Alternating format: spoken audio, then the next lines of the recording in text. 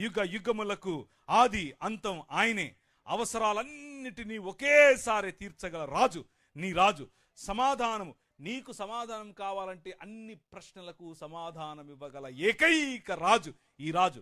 బలహీనులకు బలాన్ని ఇస్తాడు, సానుభూతితో రక్షిస్తాడు, శక్తివంతమైన దేవుడు, మార్గదర్శకుడు, రోగులను స్వస్థపరుస్తాడు, కుష్ఠును శుభ్రపరుస్తాడు, పాపులను క్షమిస్తాడు.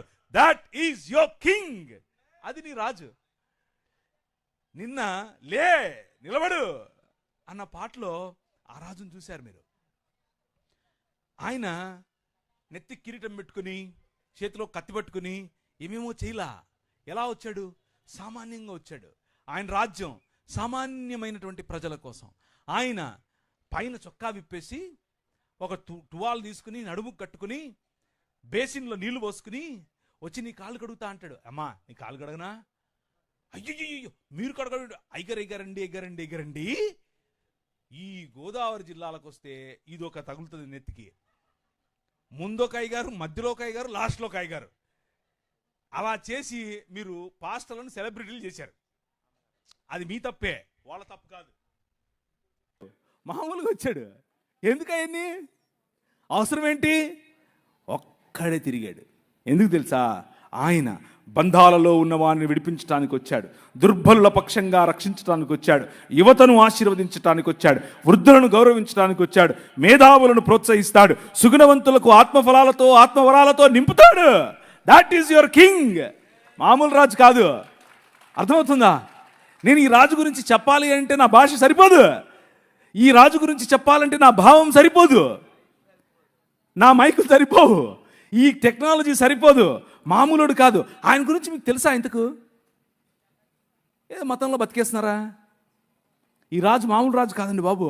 విజ్ఞానమునకు రాజు, జ్ఞానోత్సవానికి రాజు, విముక్తికి మార్గం, శాంతికి మార్గం, నీతికి కేంద్రం, పవిత్రతకు ఒకే ఒక్క మార్గం నీ రాజు. మహిమకు మార్గం, శక్తివంతులకు కూడా శక్తివంతమైనటువంటి అధిపతి, జయించు వారికి నాయకుడు, శాసనకర్త, శాసనాలను మార్చే శాసాధికారి. మామూలుడు కాదు నీ రాజు. నీ వెనకల నువ్వు నడుస్తూ ఉంటే నీ పైన ఎండబడిందనుకో, నీకొచ్చే నీడ నీది కాదు, నీ రాజు. నీ రాజు కనిపిస్తాడు నీ నీడలో. ఎందుకంటే నీ వెనక ఆయన నడుస్తున్నాడు. ఆయన నాయకుడు, అధిపతులకు అధిపతి, మహారాజులకు మహారాజు, రాజులకు రాజు, ప్రభువులకు ప్రభువు. That is your king. అది నీ రాజు. రాజా నీ సన్నిధిలో అని పాట పాడితే సరిపోదు. Dedicate your life. నీ జీవితాన్ని నిజంగా ఈ రాజుకు సమర్పించాలి. ఆ రాజు శాసనాలను ప్రపంచంలో తీసుకుని వెళ్ళాలి. ఆయన వాగ్దానం నిజమైంది, ఆయన కాంతి పోల్చలేనిది, ఆయన మంచితనం హద్దులు మీరింది, ఆయన కరుణ శాశ్వతమైనది, ఆయన ప్రేమ ఎప్పటికీ మారనిది, ఆయన వాక్యం సత్యమైనది, ఆయన కృప నీకు చాలినంతది, ఆయన పరిపాలన నీతిమైనది, ఆయన కాడి తేలిక. రా. ఆయన ఒక వైపు కాడిలో తల వంచి నీ వైపు నిన్ను పిలిచి రా. ఇంకొక వైపు రెండెట్ల కాడి చూశారు ఎప్పుడన్నా? ఒకవైపు ఆయన తల వంచి తన పైన కాడి పెట్టుకుని ఇంకొక వైపు నిన్ను పిలుస్తున్నాడు. Come learn with me. నా కాడి సులువైనది, నేను మిక్కిలి ఎలాంటి వాడిని? సాత్వికుడను, దీన మనస్సు కలవాడని. ఈ మార్గం, ఈ రాజు చూపించిన మార్గం, ఆయన గురించి చెప్పాలి అని అంటే నా భాష సరిపోవట్లేదు. ఎందుకు అనంటే ఆయన అనిర్వచనీయుడు, ఆయన అద్భుతకరుడు, ఆయన ఆశ్చర్యకరుడు, ఆయన శక్తిమంతుడు. మామూలుడు కాదు నీ రాజు. స్టెఫెను ఆయనకు ఈ రాజును తెలుసుకున్న తర్వాత నిలబడుకుని మాట్లాడుతూ ఉంటే దేవుని వాక్యం చెప్తుంది, అపోస్తుల కార్యం 6వ అధ్యాయంలో, ఆయన వారి వాగ్దాటిని నిర్వహించలేకపోయిరి. స్టెఫెనును వారు నిలువరించలేకపోయారు. ఎందుకు అనంటే డునామిస్, అద్భుత కార్యాలు, ఆశ్చర్య కార్యాలు. నువ్వు నిలబడి మాట్లాడితే రోగులకు స్వస్థత, నువ్వు నిలబడి చేతులుంచితే చనిపోయిన వారు లేవాలి, నువ్వు నిలబడి మాట్లాడితే పొరపచ్చాలన్నటువంటి సంబంధాలు మళ్ళీ అతకాలి, కుటుంబాలు బాగుపడాలి, దేశం బాగుపడాలి. అది నీ రాజు. నీ రాజు నిన్ను పిలిచింది ఎందుకు అంటే ఆకాశములు ఆయనను పూరించలేవు, మన మానవ భాష సరిపోదు, మీరు ఆయనను మీ మనసు నుండి తీసేయలేరు, మీరు ఆయనను అధిగమించలేరు, ఆయన లేకుండా ఉండలేరు. Because he is your king. ఆయన రాజు, మామూలు రాజు కాదు. ఆయన ఎలక్షన్లలో పోటీ చేసి నిలబడేవాడు కాదు, ఆయన జెండా పట్టుకొని తిరిగేవాడు కాదు. కానీ హృదయమనే నీ ఇంటిలోన రాజై కూర్చున్నవాడు, నీ జీవితాన్ని ఏలేవాడు. నువ్వు కట్టుకున్న బట్ట ఆయనది, నువ్వు మాట్లాడే భాష ఆయనది, నువ్వు ఉంటున్న ఇల్లు ఆయనది, నీ దేశం ఆయనది, నీ ఊరు ఆయనది, నువ్వు తిండి ఆయనది, నీ బ్రతుకు ఆయనదే. That is your king. నువ్వు ఒప్పుకున్నా ఒప్పుకోకపోయినా ఆయనే రాజు. పరిసయ్యులు ఆయన్ని చూశారు, ఆయన్ని చూసి యూదుల రాజుకు క్రీస్తువు నీవేనా అని అంటే, ఆకాశమేఘారూఢుడై మనుష్య కుమారుడు దేవుని వద్ద నుండి దిగివచ్చుట మీరు చూస్తారు అని అంటే మతం తట్టుకోలేకపోయింది, బట్టలు చింపుకుంది. ఎందుకు అని అంటే మనుష్యత్వాన్ని, నేను చెప్పాను మీకు, నిజమైన మనుష్యత్వాన్ని చూసినప్పుడు, నిజమైన దేవుని కుమారత్వాన్ని చూసినప్పుడు, నిజమైన దేవుని కుమారుడు బ్రతికే బ్రతుకును చూసినప్పుడు మతం తట్టుకోలేదు, బట్టలు చింపుకుంది. కానీ ఈ రాజు, నీ రాజు, ఆయన పరిసయ్యులు ఆయనను నిలువరించలేకపోయారు. పిలాతు ఆయనలో ఎటువంటి తప్పు కనుక్కోలేకపోయాడు. హేరోదు ఆయనను చంపలేకపోయాడు.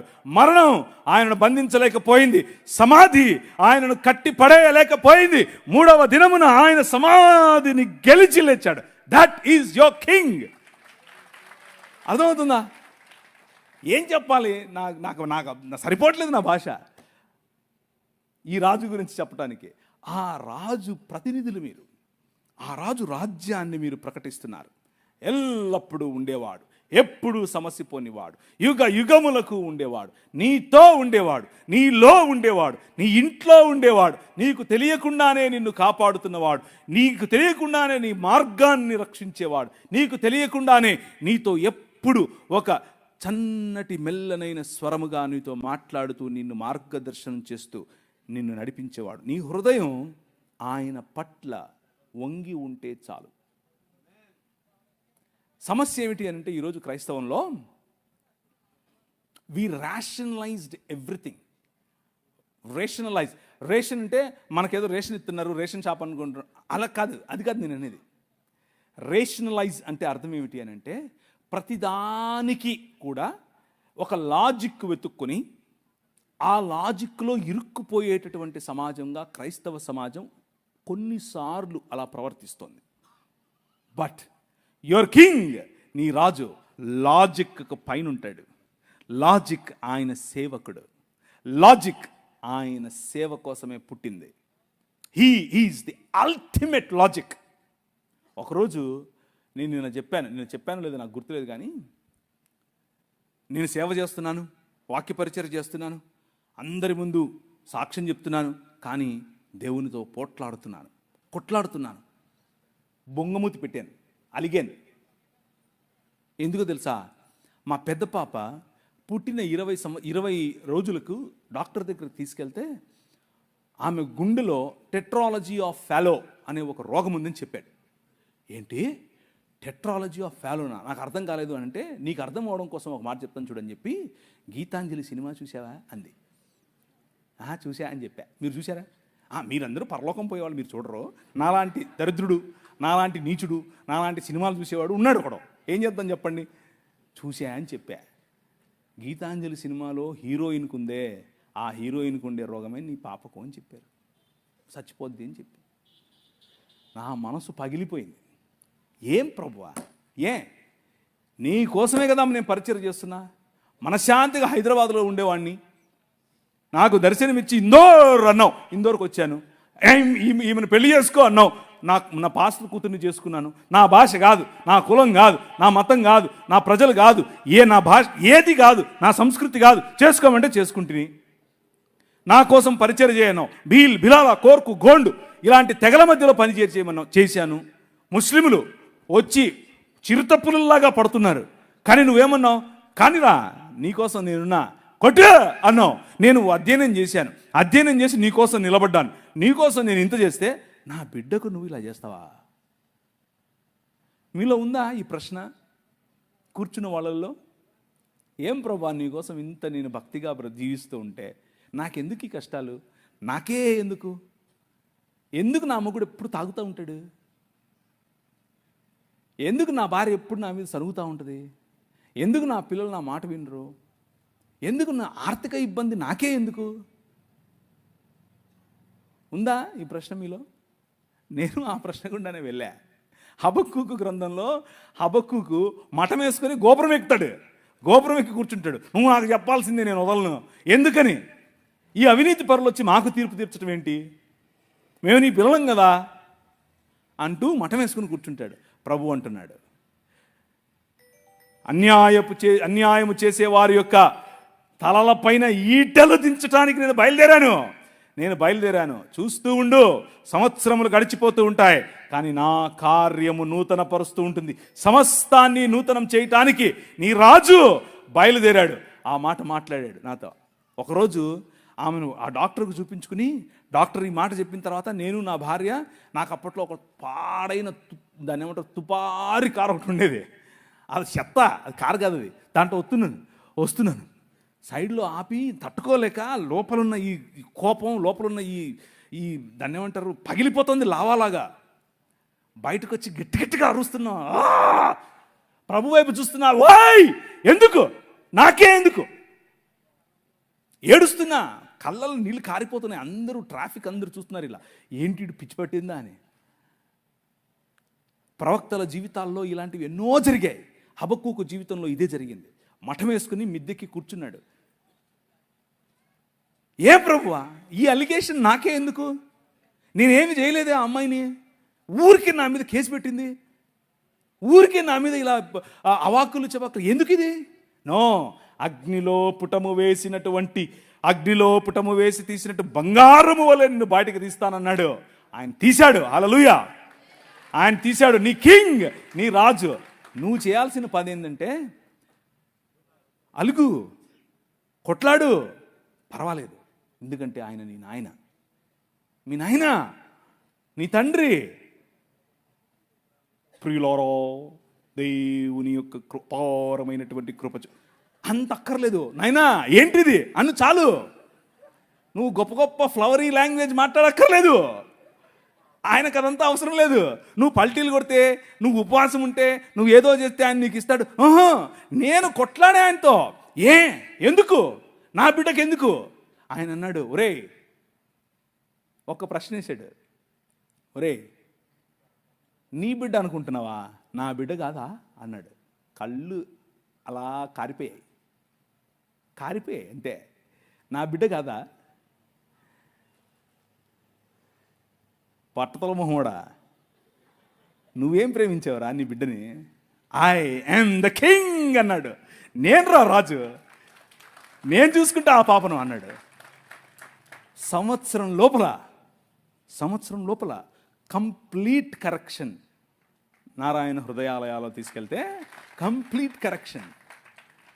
మిగిలిన పిల్లలు ఎలా ఉన్నారో అలాగే నా పిల్ల ఎదిగింది, నా పాప ఎదిగింది, పెరిగింది. ఇప్పుడు 17 సంవత్సరాలు. ఈ ఏప్రిల్లో బైబిల్ కాలేజ్ అమెరికాలో వెళ్తుంది. ఎందుకు తెలుసా? My king he still lives today. ఆయన ఇంకా బ్రతుకున్నాడు. ఆయన చావును చంపిన రాజు. నేను అలిగినప్పుడు, నేను గొనిగినప్పుడు, నేను ఆయనకు వ్యతిరేకంగా ఆలోచించినప్పుడు, నాకే ఎందుకు చేశావు అన్నప్పుడు, అసలు నేను ఇవన్నీ ఎందుకు చెప్తానో నాకు తెలియదు. నేను ప్రిపేర్ అయ్యి వచ్చింది ఒకటి, మీకు చెప్పేది ఒకటి. కానీ ఎందుకో చెప్తున్నా వినండి. మీలో ఎవరో కూర్చొని ఉన్నారు, ఎవరో ఈ క్వశ్చన్తో ఉన్నారు. మీకే ఆన్సర్ ఇది. Your God did not leave you. నీ దేవుడు నిన్ను వదల్లా. నీ భర్త ఇంకా సనాతనంలోనే ఉంటూ నిన్ను బొట్టు పెట్టుకో, నువ్వు అజ్జేయి, నువ్వు ఇజ్జేయి అని నిన్ను పెస్తర్ చేస్తున్నాడా?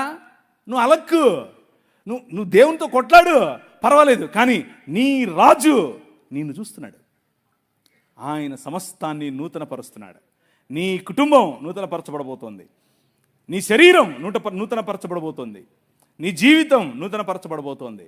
ఎందుకు నేను చెప్తున్నానని కాదు, నో, నేనేంటి, నేనెవరు అసలు అందుకు కాదు. నీ రాజు, యువర్ కింగ్ లివ్స్ టుడే. ఆ రాజు చెప్తున్నాడు. ఆయనతో అలీజియన్స్, ఆ రాజ్యంలో నీ పౌరసత్వం, ఆ రాజ్యంలో నువ్వు ఆయన పట్ల నీకు ఉండాల్సిన నిబద్ధత ఉంటే చాలు. నీ నిబద్ధత ఉంటే ఆయన హీ స్టిల్ విత్ యూ. పురాతన కాలం మొదలుకొని శాశ్వత కాలము తన ప్రత్యక్షతను చూపిస్తూ వస్తున్నటువంటి రాజు నీ రాజు. ఈరోజు నీకు ప్రత్యక్షత కావాలంటే అడిగి చూడు. రేషనలైజ్ చేయకు. Supernatural involvement of God, అభౌతికమైనటువంటి తన ప్రత్యక్షత, అభౌతికమైనటువంటి తన ప్రమేయం నీ జీవితంలో ఈరోజు ఇప్పుడు అవకాశం ఉంది నీకు. జస్ట్ ఆయన్ని ఆహ్వానించు. ఆవాహయామి అను. వస్తాడు. ఆ రోజు ఒకరోజు నేను ప్రభువుని తెలుసుకోకముందు ఒకడిని, నా స్నేహితుడే, నాతో కలిసి తిరిగినోడే, మా అన్న మీద కత్తి విసిరేశాడు అని చెప్పి వాడిని కొట్టి చంపేశా. మర్డర్ చంపేసి పొదల్లో పడేసి వెళ్ళిపోయా. వాడు చావాలా, నేను బతికా. లేకపోతే నేను జైల్లో ఉండేవాడిని. కడప సెంట్రల్ జైల్లో, రాజమండ్రి సెంట్రల్ జైల్లో. వాడు బతికాడు. మా అక్క నాకు కాంప్రమైజ్ చేసింది వాడితో. ఆ రోజు ఒక సన్నని మెల్లని స్వరం, ఈ ఊరు విడిచిపెట్టి వెళ్ళిపోను, నువ్వు వెళ్ళిపోయి వేరే ఊర్లో వెళ్ళు అన్నాడు. నాకు ఎవరో తెలీదు, నేను ఎందుకు వింటున్నానో తెలీదు. బస్టాండ్కి వెళ్ళాను. బస్టాండ్కి వెళ్ళి టికెట్ కొనుక్కుంటూ తిరుపతి అన్న టికెట్ కొనుక్కోకుండా హైదరాబాద్ను కొనుక్కున్నాను. ఎందుకు కొనుక్కున్నాను నాకు తెలియదు. హైదరాబాద్లో ఎవరు లేరు నాకు తెలిసిన వాళ్ళు. హైదరాబాద్ వెళ్ళిపోయా. పొద్దున్నే లేచి దిగితే బస్సు ఆగింది, డీలక్స్ బస్సు. ఆ రోజుల్లో డీలక్స్ బస్సులు ఉండేవి. దిగా, ఎక్కడికి వెళ్ళాలో తెలీదు. ఒక ప్రాంతానికి ఆయనే నన్ను నడిపించాడు.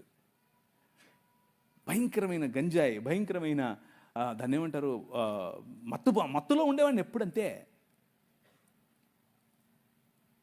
అలాంటి వాడిని నన్ను పట్టుకుని ప్రభు మార్చాడు. నా జీవితాన్ని మార్చేశాడు. నన్ను చూస్తే మా ఇంట్లో వాళ్ళకు కంపరం, నన్ను చూస్తే మా ఇంట్లో వాళ్ళకు దాన్ని ఏమంటారు, ఒక రకమైనటువంటి జుగుప్స. ఎట్లా పుట్టలేవరో నా కడుపు నువ్వు అనుకునే మా అమ్మ కనీసం ఈరోజు సిగ్గుపడదు నన్ను చూసి. ఎందుకో తెలుసా? Your king lives today. నీ రాజు ఈరోజు బతుకున్నాడు, మాట్లాడాడు. సన్నని స్వరం. నీకు వినిపిస్తుందా? ఆ స్వరం నీకు వినిపిస్తుందా? నాతో మాట్లాడాడు ఒకరోజు. You are the light of the world అని చెప్పాడు. నువ్వు ఈ ప్రపంచానికి, ఈ లోకమునకు వెలుగు అన్నాడు. నేను వెలుగేంటి, నా దగ్గర ఎప్పుడు వెలుగుంటుంది అన్నాను నేను. But that king transformed my life. నా జీవితాన్ని మార్చేశాడు. కూర్చున్నావు నువ్వు, జేమ్స్ అన్న పిలిచాడని వచ్చావు. జేమ్స్ అన్న అంటే అభిమానం, పర్వాలేదు, అంతవరకు బాగానే ఉంది. కానీ ఈ రాజు తెలుసా నీకు? ఈ రాజుతో పరిచయం ఉందా? ఈ రాజు స్వరం విన్నావా? ఈ రాజు నడిపిస్తూ ఉంటే నడిచావా? నీకు ఆయనతో అనుబంధం ఉందా? నీకు ఆయనతో పరిచయం ఉందా? నీ కుటుంబంలో ఈ రాజు రాజా, లేకపోతే మత ప్రాతిపదికన ఒక పక్క గుడి కట్టి అని కూర్చోబెట్టించావా గుమ్మంలో? Think about it. Your king is real king. నీ రాజు సామాన్యమైన రాజు కాదు. సనాతనంగా ఉన్నటువంటి ధర్మంలో స్త్రీల గురించినటువంటి మాట స్క్రీన్ మీద మీకు కనిపిస్తూ ఉంది. Is different. ఆయన ఏమన్నాడు? అమ్మా ఆయన చెప్పినట్టు చేయండిరా అంది వాళ్ళమ్మ. అమ్మా నా టైం రాలేదు కదా, ఎందుకు, సర్లే నువ్వు చెప్పావు కదా చేస్తా. రే ఏంట్రా 12 ఏళ్ళ వయసు, ఎక్కడికి వెళ్ళిపోయావురా? మేమంతా తిరిగి మేము నీకోసం. అమ్మా నేను మా నాయన పనే చేస్తున్నా కదా. జ్ఞానుల ఎదుట నిలబడి తల్లిదండ్రులకు ఇచ్చేటటువంటి గౌరవం, స్త్రీకి ఇచ్చేటటువంటి గౌరవం ఆయన ఇచ్చాడు. సువార్త ఏంటా? సువార్త పర్వతముల మీద ఆయన సువార్తను ప్రకటించే వారి పాదములు ఎంత సుందరములు, ఎంత మనోహరములు. ఎవరు వాళ్ళు? సలోమి. ఎవరు వాళ్ళు? మగ్దలేనే మరియా. ఎవరు వాళ్ళు? మరియా, యునియా, దోర్కా. ఎవరు వాళ్ళు? ప్రిస్కా, అంతా స్త్రీలే. Your God, your king, he honours you my sister. నువ్వంటే ఆయనకు అంత గౌరవం. నిన్ను ప్రపంచంలో ఉన్న ప్రతి సంస్కృతి తక్కువగా చూసింది. నిన్ను ప్రపంచంలో ఉన్న ప్రతి సంస్కృతి నువ్వు ఓటేస్తే సగం ఓటే అంది, నీ అభిప్రాయం సగం అభిప్రాయమే అంది, నీ తీర్పు చెల్లదు అంది. కానీ ఈ ప్రపంచాన్నే రూపాంతరము చెందించేటటువంటి సువార్త అనే తీర్పు, నేను లేచాను, నేను మరణాన్ని జయించాను అనేటటువంటి ఈ సువార్త స్త్రీకి చెప్పి పంపించాడు. That is your king. అర్థమవుతుందా? ఆయన ఈ లోక మర్యాదను తిరగరాస్తాడు. That is your king.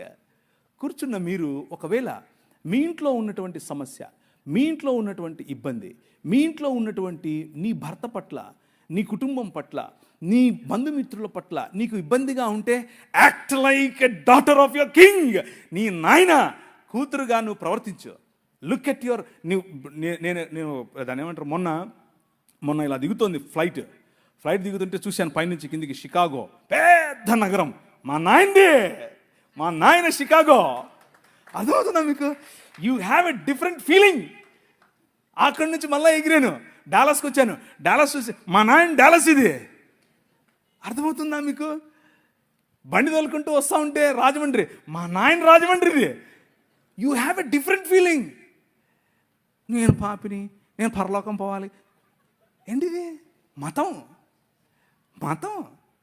మతంలో పడి ఉంటే అలాగే ఉంటావు.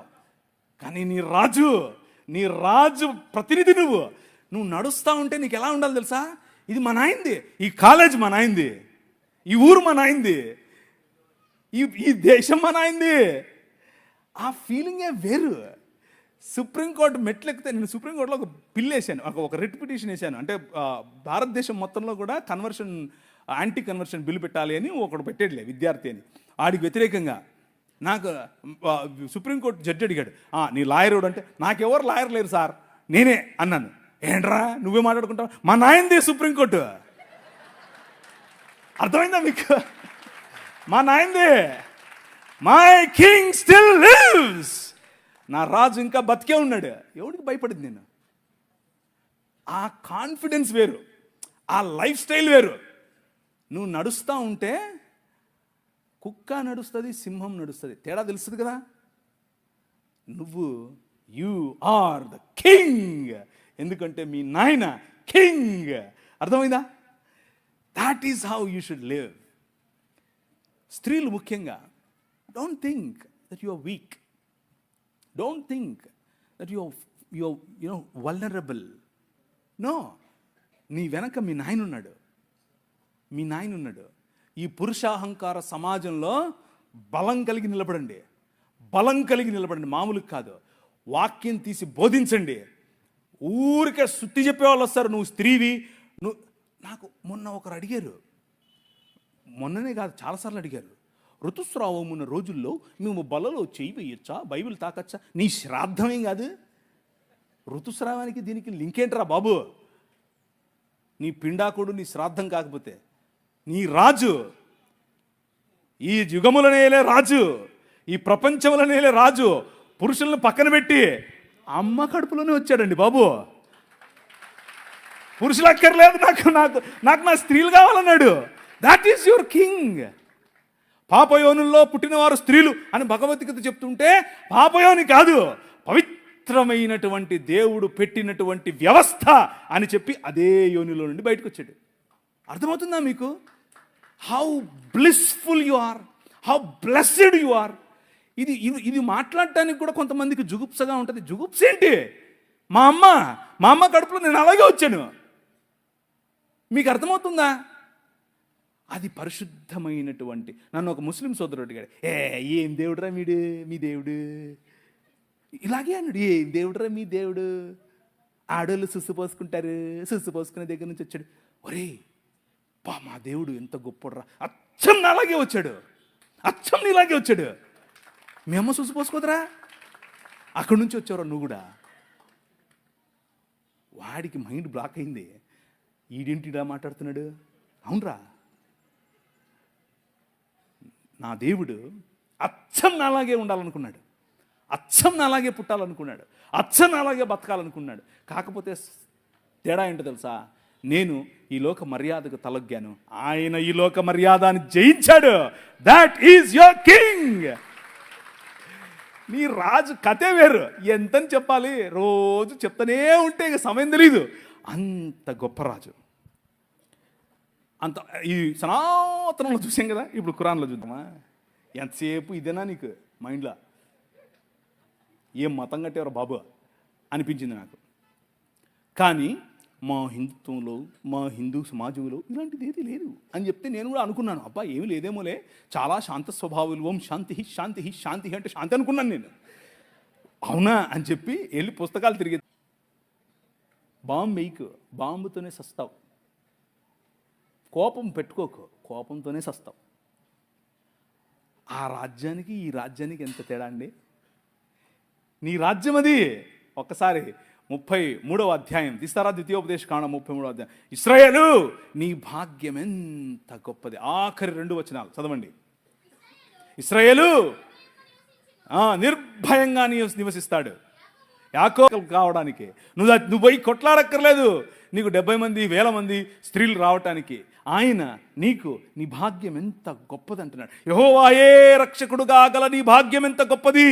అన్యజనులు నీ ముందు నీతో ఏకీభవించినట్లు వేషాలేస్తారు. ఒకరోజు డాక్టర్ బాబాసాహెబ్ భీమ్రావ్ అంబేద్కర్ గారు పార్లమెంట్లో నిలబడి హిందూ కోడ్ అనే బిల్లు ప్రవేశపెట్టారు. అప్పట్లో ఒక్కొక్కడు 3 4 5 6 10 20 ఎంతమందిని కావాలంటే అంతమందిని చేసుకునేవాళ్ళు. ఇళ్ళలో ఒక నియోగ అనే ఒక పద్ధతి ఉండేది. దాన్ని బట్టి ఎంతమందిని కావాలంటే చెప్తాను కొద్దిసేపు తర్వాత. ఆయన అన్నాడు, నో, ఒక్క పురుషుడికి ఒక్క భార్యే. This is what Hindu code is అన్నాడు. బట్టలు చింపుకున్నారు. ఎక్కడి నుంచి వచ్చింది ఆ ఆలోచన? నీ రాజు, your king brought that idea. నీ రాజు ఒక్కరికి ఒక్కరు చాలు. ఏరా 10 మంది కావాలా నీకు? ఒకరు చాలదు. Your king transformed the nations. దేశాలను రూపాంతరము చెందించే రాజు నీ రాజు. చట్టాల ద్వారా రూపాంతరము చెందిస్తాడు, నాయకుల ద్వారా రూపాంతరం చెందిస్తాడు. ఇశ్రాయేలు నీ భాగ్యం ఎంత గొప్పది. యెహోవాయే రక్షకుడుగా గల నీ భాగ్యం ఎంత గొప్పది. చదుమా, ఆయన నీటానికి పిలువబడ్డావు, తోకగా ఉండటానికి కాదు. ఈరోజు క్రైస్తవులు బతికేంటి? Door mat. ప్రతి ఒక్కడు వచ్చేది పూసిపోతాడు తొక్కిందల్లా. ఎందుకో తెలుసా? మతంలో ఆగిపోయావు కాబట్టి. మతం అనే ఈ ముసుగు విప్పి నిజమైన మనుష్యత్వం వైపుకు ప్రయాణం చేయి. నిజమైన మనుష్యత్వం క్రీస్తును పోలిన జీవన విధానం, నిజమైన మనుష్యత్వం ప్రేమతో కూడిన జీవన విధానం, నిజమైన మనుష్యత్వం అందరికీ గౌరవం ఇచ్చే విధానం, నిజమైన మనుష్యత్వం అన్యాయం కోసం పోరాడే విధానం, నిజమైన మనుష్యత్వం కనికరం కోసం పోరాడే విధానం, నిజమైన మనుష్యత్వం దీన మనస్సు కలిగినటువంటి జీవన విధానం. Come and work for your king. నీ రాజు కోసం పనిచేయి. అన్న పిలిచాడు, కాన్ఫరెన్స్కి వచ్చావు, కాన్ఫరెన్స్ అయిపోయింది, ఇంటికి వెళ్ళిపోతావు, అయిపోయా సల్ల. ఎప్పుడన్నా మీరు ఈ కాకినాడ రోడ్డు చూస్తే కనుక మధ్య మధ్యలో బాగలేదు, మధ్యలో రోడ్డు ఇలా ఇంకా అంత దుమ్ము ఉంటుంది. అట్లా కారు వెళ్ళిపోయింది అనుకో, దుమ్ము లేస్తుంది అని. ఒక్క 2 నిమిషాలకు అంత చల్లగా అయిపోతుంది, ఏముండదు. బస్సు వెళ్ళిపోయిన తర్వాత దుమ్ము లేస్తుంది. కాన్ఫరెన్స్ సమయంలో దుమ్ము లేస్తుంది లోపల. ఒళ్ళు గగ్రుపాట్. అన్న ప్రవీణ్ ఏం చెప్పాడో తెలియదు కానీ బలి చెప్పాడు. ఆయన అరిచిరిచి చెప్పాడు, ఏం చెప్పాడో కానీ మొత్తానికి బలి చెప్పాడు. లోపల ఉద్రిక్తత. 5 నిమిషాలు చల్లగా అయిపోయింది. ఇంటికి వెళ్ళిపోయాం, తడిబట్టేసుకుని చల్లగా పండుకున్నాం, అయిపోయాయి. కాన్ఫరెన్స్ అయిపోయాయి, జేమ్స్ అన్న అయిపోయాయి, ప్రవీణ్ అన్న అయిపోయాయి, అందరూ అయిపోయాయి. అదే గనుక నీ ఉద్దేశం అయితే వేకప్, లే, నిలబడు. నీ రాజు వచ్చాడు. ఆయన మహిమ కాంతి నీ పైన ప్రకాశిస్తుంది. ఆయన ముఖ కాంతిలో బ్రతకటానికి నువ్వు take a commitment today. My brother, my sister, ఒక కమిట్మెంట్ తీసుకో. నీ రాజు మామూలు రాజు కాదు. నీ రాజు ఘనత గల రాజు. నీ రాజు సాధారణమైన రాజు కాదు.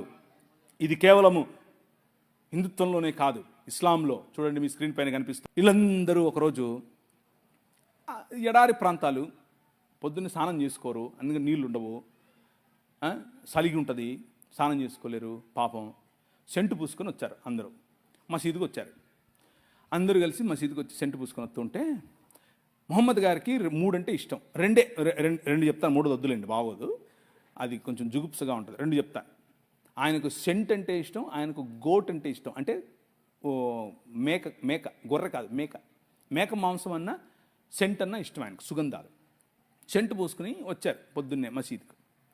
ఒకడు వచ్చి చెప్పాడు, మొహమ్మద్ గారు వీళ్ళు మసీదుకి వచ్చి ఇలా అని చెప్పి ఇలా వంగుతూ ఉంటే మాకు ఆగట్లేదండి, మేము అల్లాని చూడాలా వీళ్ళని చూడాలా అన్నాడు. ఈయన అన్నాడు, మీరు మసీదులోకి రావాకండి అన్నాడు. మీరు మసీదులోకి రావద్దు, ఇంట్లోనే చేసుకోండి అన్నాడు. నీ రాజు రా నా మందిరంలోకి అని పిలుస్తాడు. రా, కమ్. ఎందుకు? తాళం వేయాల్సింది స్త్రీలకు కాదురా బేవకూఫ్, నీ మనసుకు. నీకు అర్థమవుతుందా?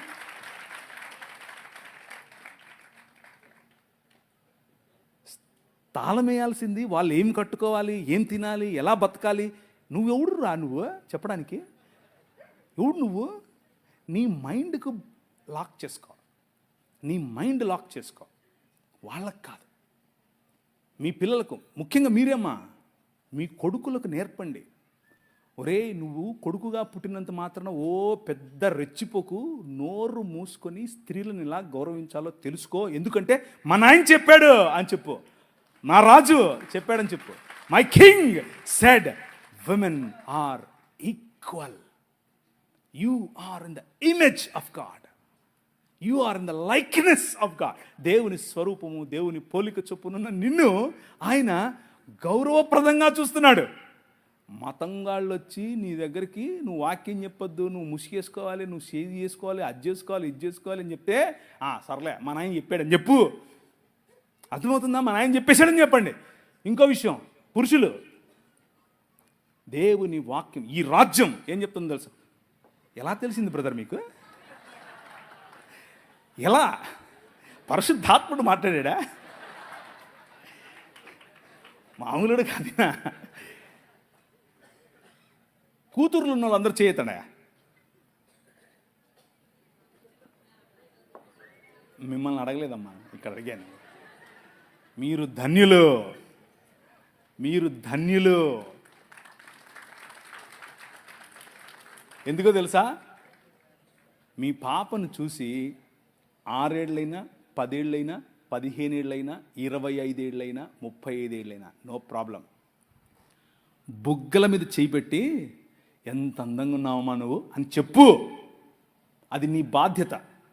నువ్వు చెప్పడం మొదలు పెడితే పక్కనోడు చెప్తే మా నాయన ఎప్పుడో చెప్పాడులే అంటది. అర్థమైందా? నువ్వు చెప్పకుండా నీ సంస్కృతి నీకేం నేర్పిస్తుంది? అమ్మమ్మ తాపొద్దు పోట వద్దు. నీ కూతురు దగ్గరికి తీసుకో, కౌగిలించుకొని చెప్పు, ఐ లవ్ యూ బెటా. అబ్బా ఎంత అందంగా ఉన్నావే నువ్వు, మొత్తం అలాగే ఉన్నావు, అచ్చం మీ అమ్మలాగా ఉన్నావు, అచ్చం మా అమ్మలాగా ఉన్నావు. వాళ్ళకి ఎంత అందం తెలుసా? అది ఎంత సంతోషపడతారో తెలుసా? నువ్వు చెప్పక పక్కనోడు చెప్పితే జంపు జిలాని. ఎందుకు నువ్వు చెప్పలేదు? నీ తప్పది. అర్థమవుతుందా? మన భావజాలం, క్రైస్తవ భావజాలం, 66 పుస్తకాలు ఉన్నటువంటి బైబిల్ గ్రంథ భావజాలం ఏం చెప్తుంది అని అంటే, స్త్రీకి ఇవ్వాల్సినటువంటి గౌరవం ఇవ్వాలి, కూతురికి ఇవ్వాల్సినటువంటి గౌరవం ఇవ్వాలి, కూతురికి ఇవ్వాల్సినటువంటి హక్కు ఇవ్వాలి. నీ ఆస్తిలో హక్కు, నీ పేరులో హక్కు, నీ కుటుంబంలో హక్కు, నిన్ను చూసుకునే హక్కు నీ కూతురికి ఇవ్వాలి. మిగిలిన ఏ గ్రంథాలు చెప్పలేదు. ఒకసారి నీ బైబిల్ ఎత్తండి. ఈ గ్రంథం, ఈ నల్లట్ట పుస్తకం ఈ దేశంలో స్త్రీకి ఆస్తి హక్కు తెచ్చింది. హల్లెలూయా! ఈ గ్రంథం, ఈ పుస్తకం ఈ దేశంలో స్త్రీకి చదువుకునే హక్కునిచ్చింది, స్త్రీకి నాయకత్వపు హక్కు ఇచ్చింది. ఇందిరాగాంధీ వచ్చి ప్రైమ్ మినిస్టర్ అయ్యింది అని అంటే కారణం ఏంటనుకుంటున్నారు? సనాతనం కాదు. నౌజు బిల్లాహి శైతానిర్ కాదు. బైబిల్ గ్రంథం. అర్థమవుతుందా?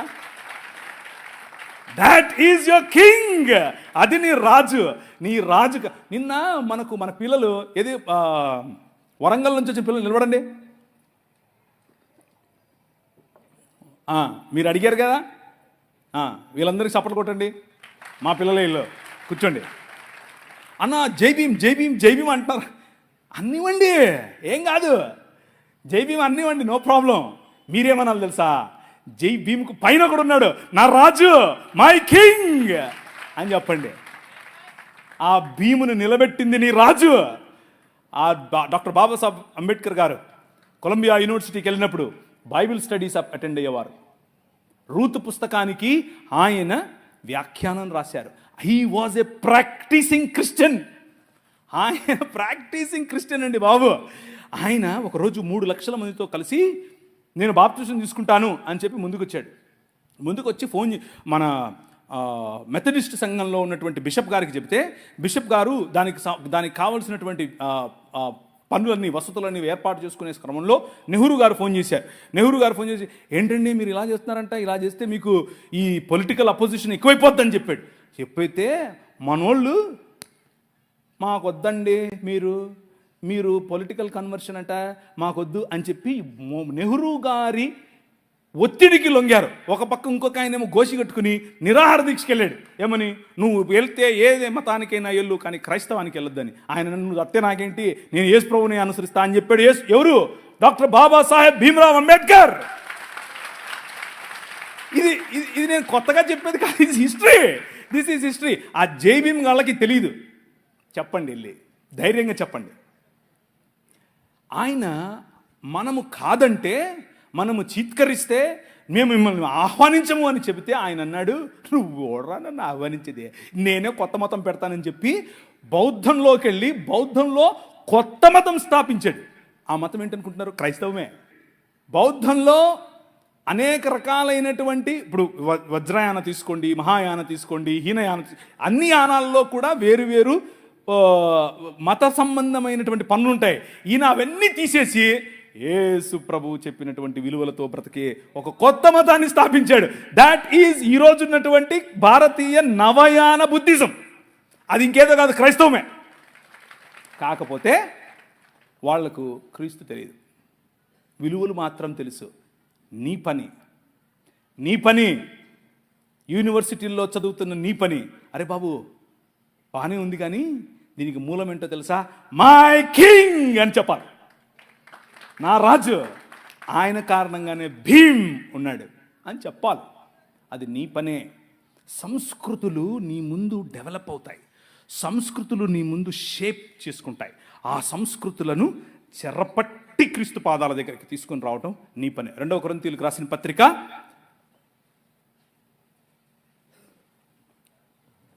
2 కొరింథీ 10:3 నుంచి చదవండి. మేము శరీరధారులమై నడుచుకొనుచున్నను, శరీర ప్రకారము యుద్ధము చేయము. కానీ నువ్వు ఒప్పుకున్నా ఒప్పుకోకపోయినా, నువ్వు యూనివర్సిటీలో ఉన్నా, నువ్వు ఇక్కడున్నా, నువ్వు రాజమండ్రిలో ఉన్నా, నువ్వు హైదరాబాద్లో ఉన్నా, నువ్వు ఢిల్లీలో ఉన్నా, నువ్వు షికాగోలో ఉన్నా, ఎక్కడున్నా సరే, you are in a war. నువ్వు ఒక యుద్ధంలో ఉన్నావు, అది నీకు తెలియదు అంతే. నువ్వు ఏ క్షణమైతే ప్రభు అయిన యేసుక్రీస్తుని రాజుగా అంగీకరించావో, ఏ క్షణమైతే ఆయనకు అలీజియన్స్, నమ్మకత్వాన్ని నువ్వు చాటావో, ఆ రోజు నుంచి నువ్వు యుద్ధంలోనే ఉన్నావు. మేము శరీరధారులమైనను శరీర ప్రకారం నడుచుకోము గాని మా యుద్ధోపకరణములు దేహ సంబంధమైనవి కావు, కానీ దేవుని ఎదుట దుర్గములను పడద్రోయజాలునంత బలము కలవై ఉన్నవి. ఆ విధంగా సిద్ధపాటు నీకు కలిగి ఉండాలి. ఏంటి ఇప్పుడు ప్రవీణ్ అని వచ్చాడు, ఆ దూరం నుంచి పిలుస్తే ఈయన వచ్చి ఏంది యుద్ధం చేయండి, కొట్లాడండి. నో, అది కాదు నేను చెప్పేది. నీ యుద్ధములు శరీర సంబంధమైనవి కావు అని చెప్తున్నాను. నీ కొట్లాట కట్టెలతోనో, కర్రలతోనో, కత్తులతోనో, బాంబులతోనో కాదు. ఏంటవి? దేవుని జ్ఞానమును అడ్డగించు ప్రతి తర్కము వితర్కములను చెరపట్టి చదువు. మా యుద్ధోపకరణములు శరీర సంబంధమైనవి కావు, కానీ దేవుని ఎదుట దుర్గములను పడద్రోయజాలినంత బలము గల పనిచేస్తున్నటువంటి భావజాలం. మన శత్రువు బ్రాహ్మణుడు కాదు, బ్రాహ్మణుడు మంచోళ్ళు. నేను చూడండి సద్బ్రాహ్మణుడు కూర్చున్నాడు, ఆయన బ్రాహ్మణుడు చెప్పాడు నాకు. మరి బ్రాహ్మణుడు మంచోడు, బ్రాహ్మణుడు కాదు సమస్య. ఆయన వెనుకున్నటువంటి ఆ భావజాలం. ఏంటి ఆ భావజాలం? నువ్వు స్త్రీవి, నువ్వు తక్కువ, నువ్వు ఫలానా కులంలో పుట్టావు, నువ్వు తక్కువ, నేను తలను, నేను దేవుడు. ప్రతి భావజాలాన్ని చెరపట్టి ఎక్కడికి తీసుకురావాలి? నీ రాజు కాళ్ళ దగ్గరికి తీసుకొని రావాలి. That is what you need to do. అది నువ్వు చేయాల్సిందే. హల్లెలూయా. నీ పని అది, నీ పని అది. ఒకవైపు హలాలా అంటారు, ఇంకొక వైపు హలాలా అంటే వాళ్ళు వేసుకునేటటువంటి బుర్కాలు, నికాబు, హిజాబు వగైరా వగైరా. రాజు అంటాడు, నువ్వు ఎలా ఉన్నా నా బిడ్డవే. హల్లెలూయా. నువ్వు యూరోప్లో పుట్టావా, అక్కడ దుస్తులు వేసుకున్నావా, నా బిడ్డవే. నువ్వు పాకిస్తాన్లో పుట్టావా, అలాంటి బుర్కా వేసుకున్నావా, నా బిడ్డవే. యు ఆర్ మై డాటర్, నా బిడ్డవు నువ్వు. నీ రాజు కథ వేరు, ఈ రాజ్యాల కథ వేరు. దయానంద సరస్వతి గారు ఒకరోజు అన్నారు, నీకు గనక లేకపోతే నీకు నచ్చిన వాడితో నువ్వు ఈయన కోసం ఒక పండంటి బిడ్డను కని మంచిగా ఆయనకు గిఫ్ట్ ఇవ్వచ్చు అని చెప్పాడు. ఏం రాజ్యం కడుతున్నారు, ఏం రాజ్యం కడుతున్నారా మీరు? మామూలు రాజ్యమా ఇది? ఆయన ఎక్కడి నుంచి కోట్ చేస్తున్నాడు? మనుస్మృతి నుంచి కోట్ చేస్తున్నాడు. ఇది సనాతనమా? ఇది నీ రాజేం చెప్పాడు? నో, చక్కగా పెళ్ళి చేసుకో. పెండ్లి వీరిలో సమానమైనటువంటి అధికారం. ఇది నీ రాజు కట్టే రాజ్యం. ఈ రాజ్యానికి ఆ రాజ్యానికి ఎక్కడన్నా పొంతనుందా?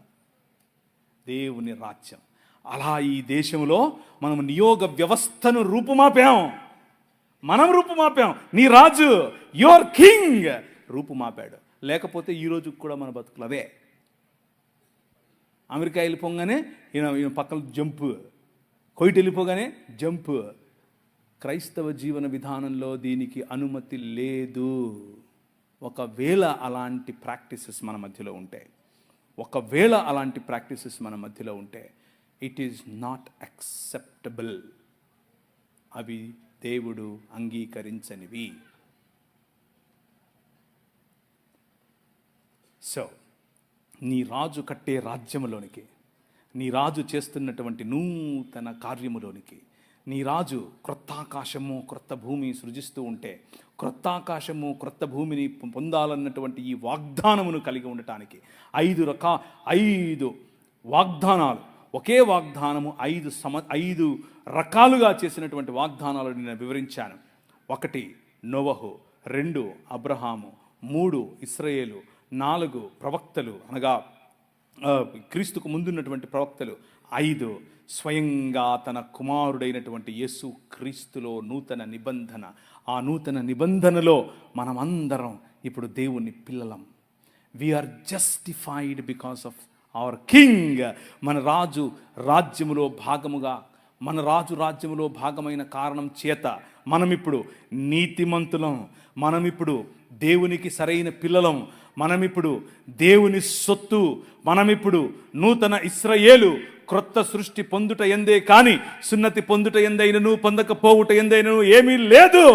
మతం కాదు, నా బిడ్డలు, నా పిల్లలు అని చెప్పి నీ రాజ్యాన్ని, ఆయన రాజ్యాన్ని ఆయన కడుతున్నాడు. తలలుంచుకోండి, ప్రార్థిద్దాం. ఈ మధ్యాహ్న సమయంలో మీరు తలలు వంచి ఆలోచిస్తూ ఉండగా,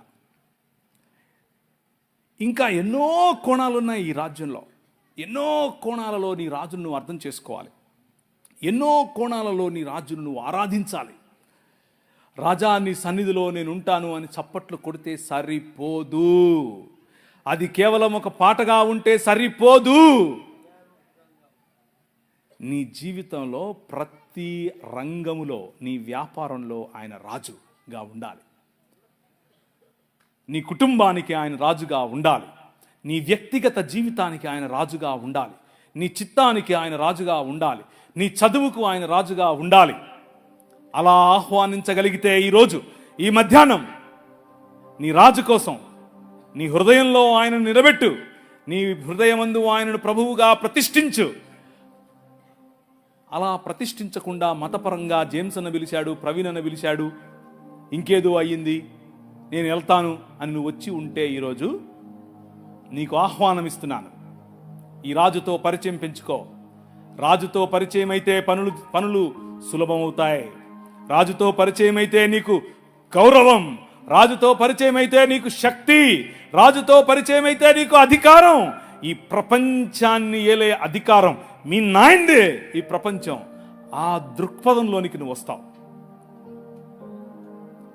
ఒట్టి చేతులతో ఈ ప్రాంగణం నుంచి ఈరోజు వెళ్ళిపోద్దు. వచ్చిన ఈ 2 రోజులు, ఈ 3 రోజులు నీకు మేలు కలగాలి అనంటే give your heart to your king. నీ హృదయాన్ని నీ రాజుకివ్వు. నీ జీవన విధానాన్ని నీ రాజు అనుసరంగా చేసుకోవటానికి ఒక ప్రణాళిక, ఒక ప్రమాణం, ఒక వాగ్దానం, ఒక నిర్ణయం ఆయనతో చేసుకో. Recommit your cells to this king. ఈ రాజుకు నేను సమర్పించుకో. నీ జీవితం, నీ పిల్లల జీవితం, నీ పిల్లల పిల్లల పిల్లల జీవితం, నీ భర్త జీవితం, నీ భార్య జీవితం ఆయన మార్చగల దేవుడు. నువ్వు చెప్పే మాటలు ఆయనను మార్చవు. నువ్వు చెప్పే నీ క్రియలు బహుశా ఆయన పైన ప్రభావం చూపించడం లేదేమో, ఆమె పైన ప్రభావం చూపించడం లేదేమో, కానీ నీ రాజు, హీ ఈజ్ కింగ్. ఆయన నీ కుటుంబంలో ప్రభావం చూపించగలవాడు, నీ జీవితంలో ప్రభావం చూపించగలవాడు, నీ పనిలో ప్రభావం చూపించగలవాడు, నీ మాటల్లో ప్రభావం చూపించగలవాడు, నీ జీవన విధానంలో ప్రభావం చూపించగలవాడు. ఆహ్వానించు. Come Jesus into my life, rule over me. రాజ్యం చేయి నా మీద. నీ రాజ్యంలో నేను ఉండాలి, నీ రాజ్య ప్రతినిధిగా నేను ఉండాలి. మతంలో కొట్టుకుంటూ ఉంటే పనికి రావు. ఎందుకు పనికి రావు? రాజ్యంలోనికి రా. నీ హృదయాన్ని ఆయనకి. ఆయన మారుస్తాడు, నిన్ను మారుస్తాడు, నీ జీవితాన్ని మారుస్తాడు, నీ కుటుంబాన్ని మారుస్తాడు, నీ దేశాన్ని మార్చగల గొప్ప సమర్థుడైన దేవుడు, కృపగలిగిన తండ్రి. ఈ మధ్యాహ్న సమయంలో మమ్మల్ని మేము ప్రతిష్ఠించుకొని చుండుగా ఉండగా, నీ పాదముల దగ్గరికి మా హృదయాలను, మా జీవితాలను తీసుకొస్తూ ఉండగా, మా మనవులను వినండి, మమ్మను స్థిరపరచండి. 3 దినములైన తరువాత ఆయన సముఖమందు స్థిరపరచునట్లు నువ్వు ఆశీర్వదిస్తావని చెప్పావు. నీ కుమారుడైన యేసు క్రీస్తు మరణాన్ని జయించి 3 దినములైన తరువాత నీ సముఖమందు నీ ముఖ కాంతిలోనికి మమ్మల్ని తీసుకొని వస్తూ ఉండగా మేము నీ పిల్లలం. మా పట్ల నీ కరుణ, మా పట్ల నీ కనికరం, మా పట్ల నీ సన్నిధి, ముఖ కాంతిని దయచేయండి. జయం, విజయం ఎక్కడ నడిచినా నీ మాట, నీ బాట, నీ ధ్వజాన్నెత్తి పట్టుకునేటటువంటి బిడ్డలుగా చేయమని, ఎత్తైన స్థలములలో తలలుగా నీ నామ వ్యాప్తి, నీ రాజ్య వ్యాప్తి, దేశమంతా, ప్రపంచమంతా నీ జ్ఞానమును గూర్చినటువంటి స్పృహలో ఈ ప్రపంచము మునిగిపోవునట్లు మా జీవితాలను మార్చమని చిన్ని ప్రార్థనను యేసు నామమున అడిగి వేడుకుంటున్నాం తండ్రి. ఆమేన్.